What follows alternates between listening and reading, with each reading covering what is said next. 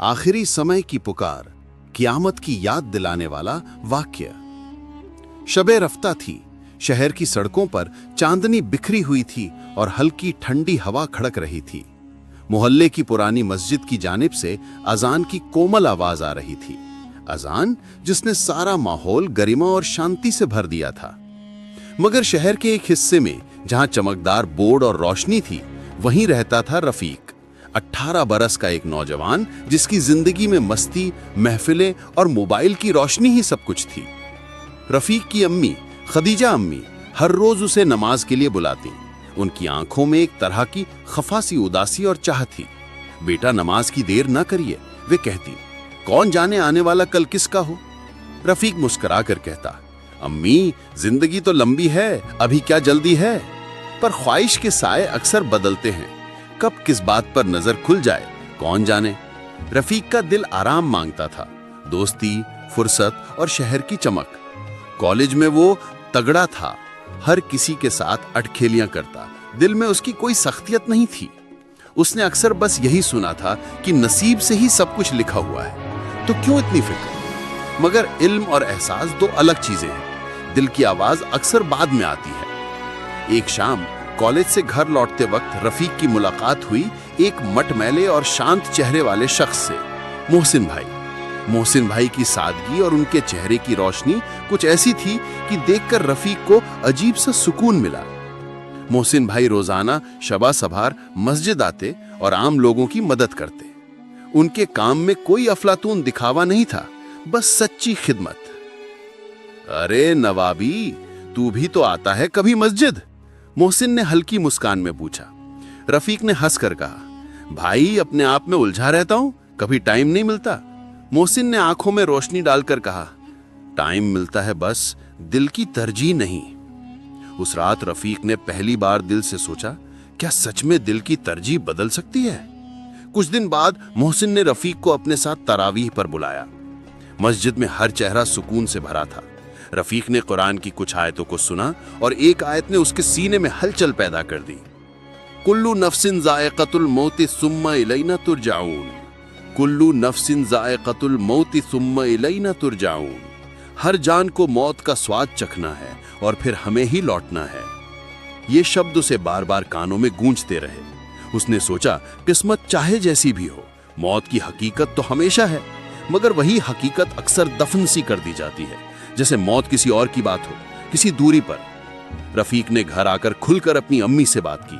अम्मी, मुझे कुछ बातें समझ आई हैं, शायद मैं थोड़ा बदलना चाहूंगा।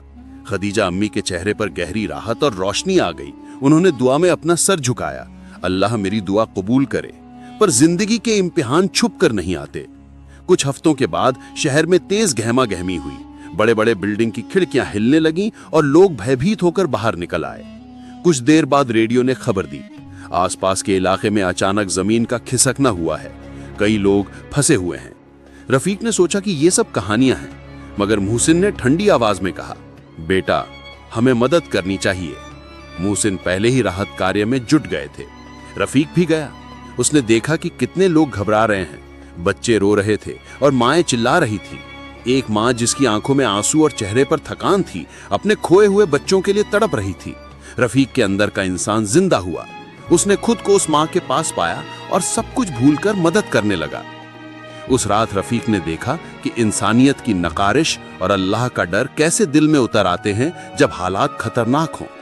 उन्होंने कई लोगों को बचाया, मगर कुछ की मदद के लिए देर हो गई। मोहसिन ने एक जवान लड़के को बचा लिया, पर वहीं खुद एक पत्थर गिरने से जख्मी होकर जख्मों से लिपटा पड़ा था। रफीक ने अपनी आंखें खोलकर देखा। मोहसिन के चेहरे पर चैन की मुस्कान थी, जैसे वो किसी खुशगवार मंजर का इंतजार कर रहे हों। घटना के बाद मोहसिन की हालत धीरे धीरे बिगड़ने लगी। उसने रफीक को बुलाया और धीरे से कहा, बेटा, याद रख, क़यामत की तहरीक सिर्फ खौफ नहीं बल्कि जंगे ईमान है। जो तैयार रहेगा वो असर पाएगा। रफीक के होंठ कांप उठे। उसने पूछा, भाई, आपकी क्या ख्वाहिश है? मोहसिन ने कहा, मेरी दुआ है कि लोगों को हकीकत याद दिलाई जाए, मौत आने से पहले लोग सोचें। कुछ दिनों बाद मोहसिन का इलाज संभव नहीं रहा और वो दुनिया छोड़कर चला गया। उसका जाना रफीक के दिल पर गहरा असर डाल गया।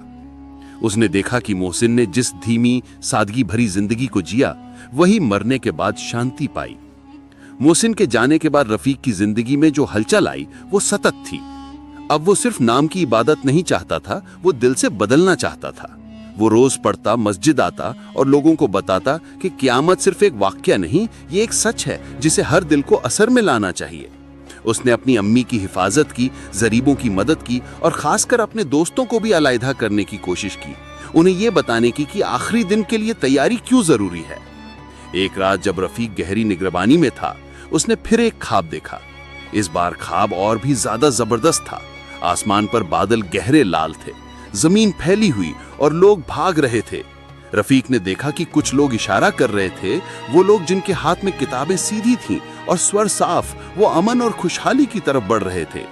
पर जिनके हाथ खाली या जिनके हाथों में गुनाह के दाग थे, वो थके हुए और नरक के किनारे पर खड़े थे।